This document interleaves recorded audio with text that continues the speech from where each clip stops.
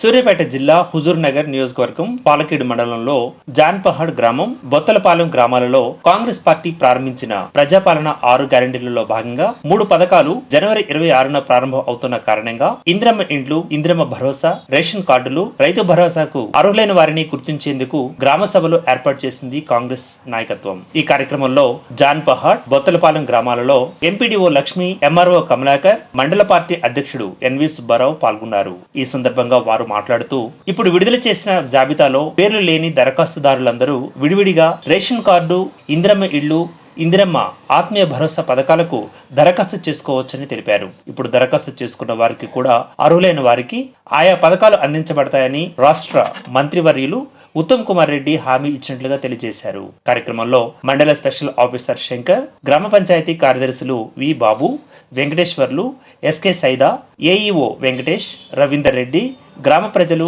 తదితరులు పాల్గొన్న వారిలో ఉన్నారు. ఈ పరిహార పథకం కింద పోయినోళ్ళ సమస్య కాదు, ఇది భూమి లేని వాళ్ళ సమస్య.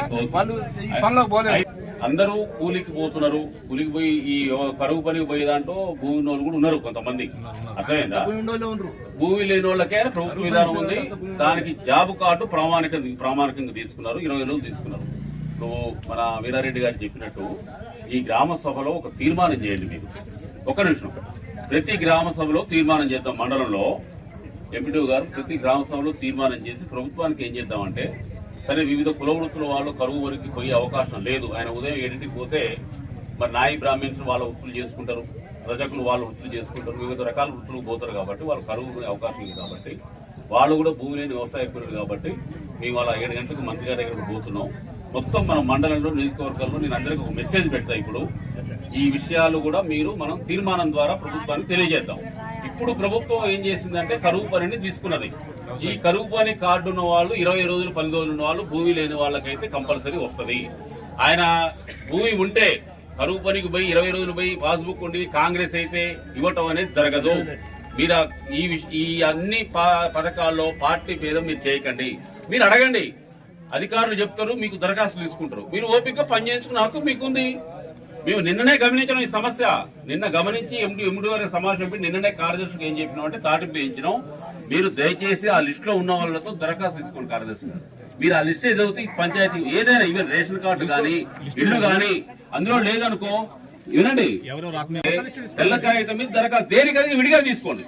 ఇప్పుడు ఒకటి ఏం జరిగిందంటే అన్ని పథకాలకు మనం ఒకటే ఫార్మేట్ ఇవ్వడం ద్వారా దాన్ని విడగొట్టడంలో కింద అధికారుల దగ్గర కొంత పొరపాటు జరిగిపోయింది.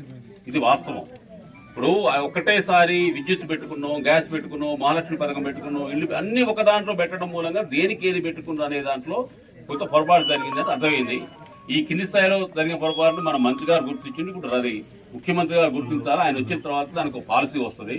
ఇప్పుడు కార్యదర్శులందరికీ ఎంపీడీ గారికి నోటాల్సి చెప్పేందంటే, ఇప్పుడు మీరు అసలు ఆ లిస్టు, జాబ్ కార్డు లిస్టు, ఆ లిస్టు చెప్పకుండా ఇది పెడితే ఇదే వివాదం అయింది. మీరు ఒకటే చెప్పండి, లిస్ట్ లో ఉన్నారు కదా, లేకపోయినా మీరు దరఖాస్తు ఇవ్వండి. విడివిడిగా దయచేసి తీసుకోండి. రేషన్ కార్డుకు ఒకటి, ఇంటికి ఒకటి, ఆత్మీయ భరోసాకు ఒకటి తీసుకోండి. ఈ ఆత్మీయ భరోసాకు తీసుకునేటప్పుడు ముందే చెప్పండి, భూమి ఉన్న వాళ్ళైతే దరఖాస్తు ఇవ్వకండి. భార్య పేరు మీద భర్త దరఖాస్తు ఇస్తే ఉపయోగం లేదు. భర్త పేరు మీద భార్య ఇద్దరులో ఉన్నా ఇవ్వరు. కొడుకులు లేకపోతే అది వేరే విషయం. భూమి ఉన్నవాడు దరఖాస్తు పెట్టుకుంటే రాదు. ఆయన 20 రోజులు కాదు 60 రోజులు పనిచేసినా రాదు. ముందే చెప్పండి. భూమిలో తీసుకోండి. దేనికైతే సపరేట్ చేస్తే మీకు ఈజీ ఉంటుంది, మీకు ఈజీ రిస్క్ అయిపోద్ది. కాబట్టి మీరు ఇప్పుడు మీ పేర్లు కదా, ఆ యాప్ లో దరఖాస్తు రాకుండా ఫోటో దిగలేని వాళ్ళు కూడా ఇవ్వండి. ఆ యాప్ ను కూడా మళ్ళీ పెంచుతారు. ఇల్లు కేటాయించడం అనేది కార్యక్రమం అయిన తర్వాత ఇల్లు కేటాయిస్తారు. ఆత్మీయ భరోసా నిన్ననే చెప్పినాం. బొత్తలపాలెం గ్రామ పంచాయతీలో ఎంతమంది అయితే జాబ్ కార్డులు ఉన్నారో ఆ లిస్టు మీరు ఇక్కడ గ్రామస్తులకు, గ్రామ కార్యదర్శికి ఇచ్చిందా? ఏపీఓ గారు మేడం వచ్చిందా నీకు జాబ్ కార్డు లిస్ట్ వచ్చింది కదా. ఆ జాబ్ కార్డు లిస్ట్ ఆధారంగా మీ దగ్గర ఎవరికైతే పేర్లు వచ్చినాయో మిగతా వాళ్ళందరి దగ్గర దరఖాస్తు తీసుకొని భూమి ఉన్న వాళ్ళైతే ఆయన కాంగ్రెస్ గాని టీఆర్ఎస్ గాని భూమి ఉన్న వాళ్ళకైతే ఇయ్యలేము. ఓపెన్ చెప్తున్నా, పక్షపాతం లేదు. కార్డులు ఇళ్లు ఇచ్చే దాంట్లో ఎటువంటి పక్షపాతం లేదు. మీరు ఆత్మీయ భరోసా అంటే భర్తకైనా భార్యకైనా పొలం ఉండటానికి వీల్లేదు. పొలం లేకుండా గనక ఉంటే భార్య పేరు మీద ఆత్మీయ భరోసా, ఇందిరమ్మ ఆత్మీయ భరోసా కింద 12,000 సంవత్సరానికి ఇస్తారు.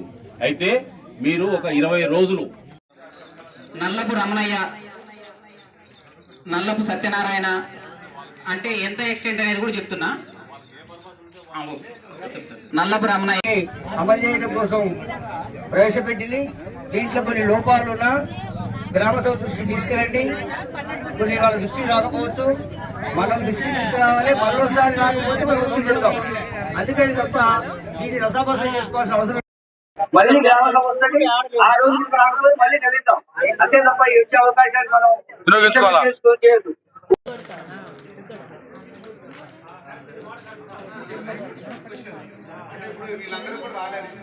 ఇప్పుడు మాట్లాడడానికి బాగుంటది. ఇప్పుడు రేషన్ కార్డులు వచ్చిన వాళ్ళని తెలిసి అందరూ అర్హులే కదా పేర్లు అయితే. ఏమండి దసరా సార్ మీద అడగలే. ఇప్పుడు మీరు చదివిన ఇప్పుడు గ్రామసభలకు అయితే అధ్యక్షుడు లేదుగా. మనకెవరికి అధ్యక్షుడు ఉందా? ఏం లేదు కదా. అయితే ఇందులో ఇప్పుడు పేర్లు చదివిన వాళ్ళు వాళ్ళ తల్లిదండ్రులు దాంట్లో ఉంటే మాత్రం డిలీట్ చేసి ఇస్తారు.